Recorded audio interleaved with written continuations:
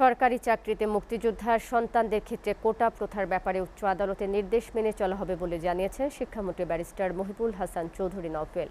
সকালে চট্টগ্রামের M A Aziz স্টেডিয়ামের জিমনেশিয়াম জেলা প্রশাসনের আয়োজনে অনুষ্ঠিত ভূমি সেবা সপ্তাহের উদ্বোধন শেষে তিনি আরও বলেন, মুক্তিযুদ্ধ ও মুক্তিযোদ্ধাদের প্রতি যাদের অ্যালার্জি আছে তারা এই স্বাধীনতার এত বছর পরে এসে এই বিষয়টিকে বিতর্কিত করার অপচেষ্টা করেছে।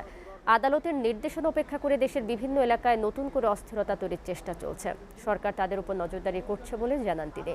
অনুষ্ঠানে চট্টগ্রামের বিভাগীয় কমিশনার তোফায়েল ইসলাম, জেলা প্রশাসক আবুল বাশার মোহাম্মদ ফখরুজ্জামান ও পুলিশ কমিশনার কৃষ্ণপদ রায় উপস্থিত ছিলেন। মুক্তিযোদ্ধাদের সন্তান বা সন্তানাদিদের বিষয়ে যে কোটা প্রশ্নে কিছু মানুষের যে এত উষ্মা, এটা তো আসলে খুবই দুঃখজনক।